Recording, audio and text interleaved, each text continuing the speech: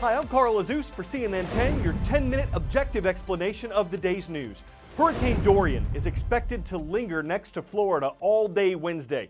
It had weakened to a Category 2 storm by the time we put this show together. Its sustained wind speeds were around 110 miles per hour last night. But parts of Florida's Atlantic coast are still expected to be hit with hurricane-force winds and a rise in seawater levels as the system slowly wanders north. Forecasters don't expect Dorian to make landfall in Florida. They think it'll move up past Georgia and the Carolinas, skirting the coastline. Heavy, potentially flooding rains could hit the southeast as a result, and the National Hurricane Center says that threat won't go away until Friday. Still, meteorologists don't expect Dorian to impact the United States as it did the northern Bahamas. It was a Category 5 system, the strongest classification, when it blasted into the Abaco Islands on Sunday. And when the storm rolled west over Grand Bahama Island toward the city of Freeport, Hurricane Dorian stalled out. It only moved 30 miles in 30 hours with incredibly powerful winds and storm surge hammering the island the whole time. Forecasters say parts of the Bahamas will have gotten 30 inches of rain since the storm hit. Some homes have been knocked to the ground, some that are still standing are missing their roofs, and some whose roofs are intact have people who've climbed on top of them waiting to be rescued. Fallen trees and widespread debris are creating problems for that. Bahamian officials say they don't know how many people need help, but they say they'll take whatever assistance they can get because they're in trouble.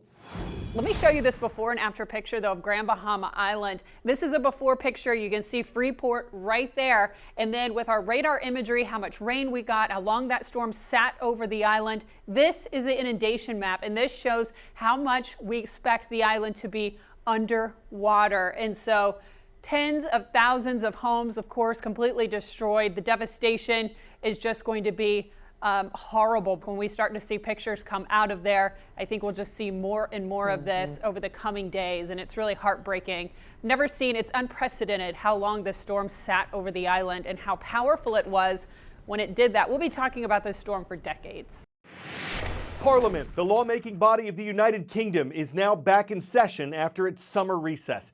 And along with British Prime Minister Boris Johnson, who was elected to the job on July 24th, Britain's leaders are grappling with the same issue that's dominated their government for years, the Brexit, or British exit from the European Union.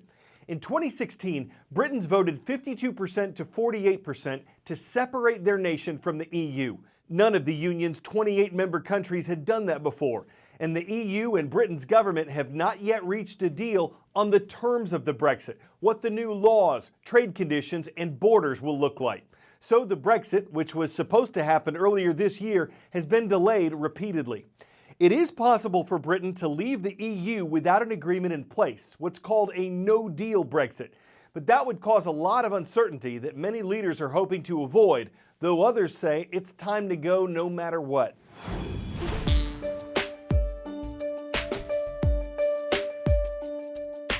There are lots of reasons why people voted Brexit, but many of them are covered by one word: sovereignty. Brexiteers don't like to share it, from how many fish you can catch to who gets to live here and which court ultimately has the final say over British citizens. Many Brits get pretty cranky at the idea of having to follow rules and regulations set in Brussels, often by people they haven't voted for. 3 years after Britain voted to leave the European Union, the future of Brexit is still uncertain. After several delays, the deadline for the UK to leave is now the 31st of October, and the new Prime Minister, Boris Johnson, has taken a harder line than his predecessor, stating that Britain will leave on that date, do or die. Johnson has said he intends to negotiate a new deal with the European Union, which removes the Northern Ireland backstop, the position of last resort, to protect against a hard border there. The backstop would mean that Britain retains a close relationship with the EU indefinitely. He also wants to change the political declaration. But time's running out, and the EU has stood firm on its refusal to reopen the existing withdrawal agreement. Opposition parties had hoped to block a no-deal Brexit through legislation, but Johnson has asked the Queen to suspend Parliament from mid-September, a move that will shorten the time available to lawmakers to block a no-deal Brexit. Well, it's no secret that the EU regrets Brexit and sees it as a historic mistake. If a country as large and as powerful as the United Kingdom wants to leave a club in which it helps shape the single market and benefits from security cooperation, among many other things, what does that say about the club itself? Nothing good. And so from the start, the EU's approach has been damage control. The British pound has slumped since the UK voted to leave the EU, and it could fall even further in the event of a hard or no-deal Brexit. Now, that may be some good news for tourists hoping for a cheap trip to the UK and for some British businesses which are export-heavy. But it's bad news for many. The cost of living for Brits is rising as imports become more expensive, and it's a similar story for some British businesses which have to import more materials. Plus, all the uncertainty over what the future trading relationship will be between the UK and the EU, well, that's forced some businesses to already hit their contingency plans. Big banks, for example, have already moved some operations from the UK to the EU. 10-second trivia. Which of these places is located on the southern tip of the Malay Peninsula? South China Sea, Bay of Bengal, Philippines, or Singapore? At the southern edge of Malaysia is where you'll find the island nation of Singapore. A man was arrested recently at Singapore's Changi Airport. His wife was traveling, but he wasn't, so he bought a plane ticket so he could walk her to the gate. That is why he was arrested. In Singapore, transit areas, like waiting places to board a plane, are restricted. If you go there without actually planning to fly, you can be arrested, fined as much as $14,000, and imprisoned for as long as 2 years.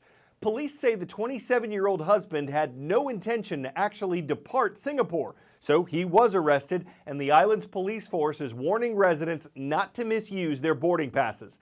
This has happened 33 times this year. If you're asking why, you may want to have a look at Changi Airport. It features the world's largest indoor waterfall. It has a 4-story slide, a butterfly dome, and gardens with 3,000 trees, 60,000 other plants, mazes, and a suspension bridge. It's regularly named one of the best airports on the planet, but if you go to a transit area there, police say you'd better be traveling to your next destination.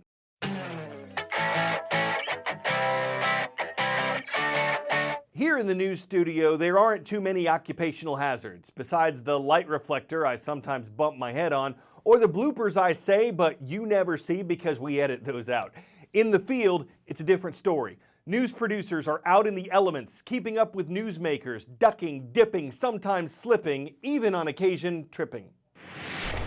You see all those feet coming towards you, except for a couple of pairs facing the wrong way? That is known in the TV news biz as backpedaling. It's what a camera person does when a candidate is on the move, and the faster they move, the more likely this is to happen. The guy it happened to, CNN's DJ Judd, shrugged it off. He was unhurt, and his camera? My gear is fine, my dignity not so much. Here's what it looked like from DJ's point of view. There goes your streak. That's candidate Pete Buttigieg noting the end of DJ's no-fall streak. Watch this guy tear by Buttigieg to get in front of him and then wipe out. Look, I'm working! Here's the replay of him zipping by from another angle. Instantly back on his feet. Backpedaling isn't confined to news. There was the time the Alabama Crimson Tide flooded the field and a sports photog bit the dust. Of course, a camera person doesn't have to be going backwards to fall. But rather, it is some black ice, which at times can be a very slippery thing, let me tell you. Critics might pan a cameraman who slips or boo when boom goes the camera jibs. They might crane their neck or tilt their heads back if a folly with the dolly gets everything off track. But someone's got to shoot it if you're ever going to see it. So don't make light of their plight when they TV it. Their eyes and ears wherever news is handled in, ready if not steady, must always be the cameraman. I'm Carl Azus, focused and zoomed in on CNN.